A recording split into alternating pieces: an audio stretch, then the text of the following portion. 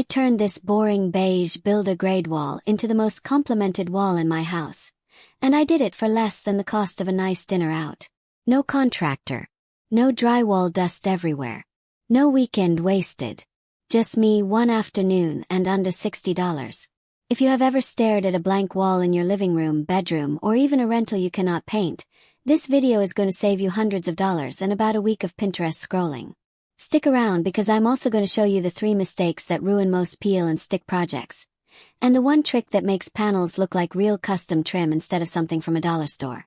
Before we get into it, hit that subscribe button and turn on notifications because I'm doing a full home makeover series this year, all on a real budget, and you do not want to miss what is coming next. Okay, let us get into it. Why an accent wall and why now? So real quick, why does this even matter in 2026? Homeowners and renters are both leaning hard into texture this year. Flat single-color accent walls are kind of over. What is trending now is dimension, slats, molding, panel grids, anything that makes a wall feel intentional instead of just painted. And the reason peel and stick and trim molding specifically are blowing up is because they let you get that expensive custom carpentry look without hiring anyone or committing to anything permanent. If you rent, this matters even more because most of these methods are fully removable. What this project actually costs. Let us talk real numbers because I hate when videos hide the budget until the end.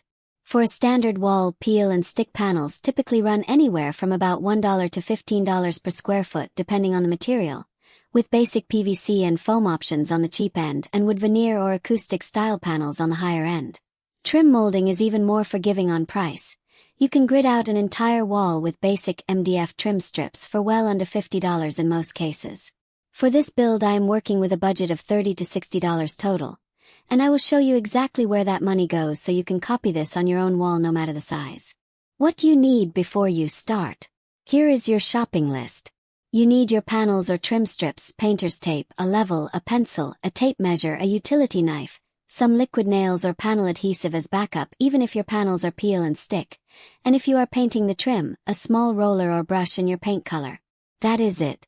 You do not need a saw if you buy pre-cut lengths, though a cheap miter box will make your corners look 10 times more professional if you have one lying around. Measure twice, regret nothing. This is the part everyone skips, and it is the reason so many accent walls end up crooked. Measure the full width and height of your wall. Find the actual center point, not just where you think the middle is. Use your level to draw a faint vertical guideline down the center of the wall in pencil. Every panel or trim piece is going to work outward from this center line.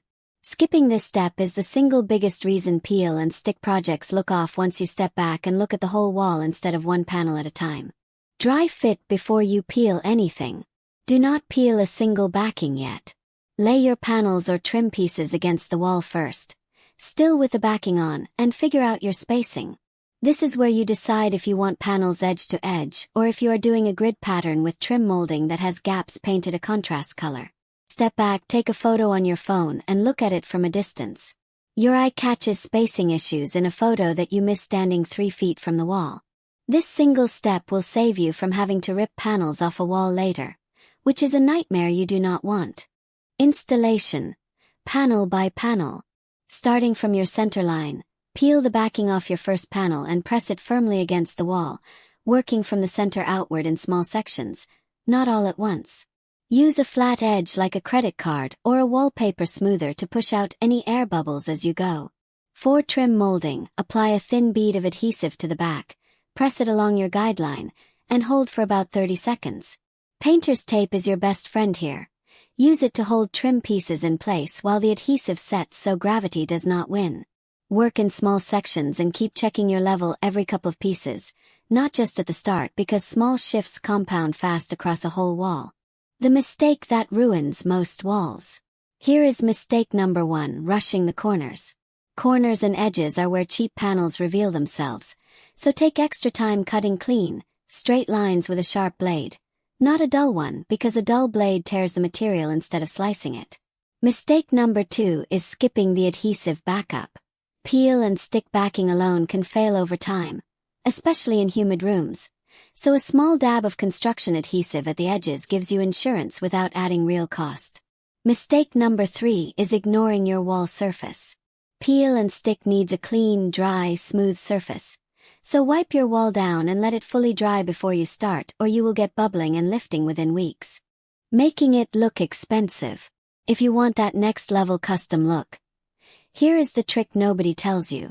Paint your trim or panel seams the same color as your wall using a small angled brush before you install, especially on cut edges, because raw edges are what give away a budget material fastest. Also, if you are doing molding, caulk the inside seams where trim meets trim before painting. That single tube of caulk is what separates a DIY wall from something that looks built in by a carpenter. The reveal. And here is the wall done for right around the budget I promised you at the start. It took me one afternoon, a few household tools, and less money than most people spend on a single throw pillow. This is the kind of upgrade that makes an entire room feel redesigned even though you only touched one wall. If you are on the fence about trying this, just start with one wall. Worst case, it is removable and you learn what you like. Best case, you get a wall like this one for the price of takeout. If this helped you, drop a comment with a room you are thinking about doing next. I read every single one and I am pulling ideas from the comments for future videos. Subscribe if you want more real budget home upgrades like this, and I will see you in the next one.